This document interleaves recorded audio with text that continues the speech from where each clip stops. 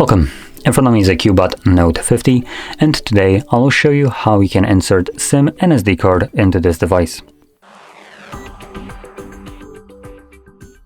So, before you get started, you will want to grab a SIM eject tool, which should come provided with the device in the box, and it will look something similar to this. But if you can't find it, you could also use a paper clip, extend one of the ends, and it should work just as well. Next, if you have some kind of case on your device, you will need to take it off.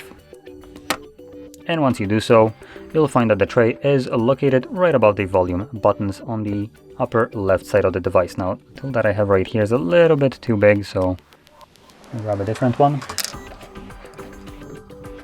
There we go. So this one should work a little bit better. So you're going to push it in, and you will see that the tray pops out enough for you to be able to grab it and pull it out. On the tray, you will have space for SIM card and SD card, or 2 SIM cards, because you can place one of your SIM cards sideways on the SD tray like so, which gives you a dual SIM card support. I'm going to be using one of each, so I'm going to just kind of place it right here.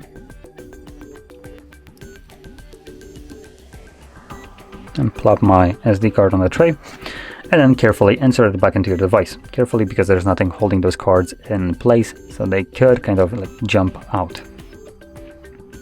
Once you insert the cards into your device, they should start working automatically without any additional steps needed.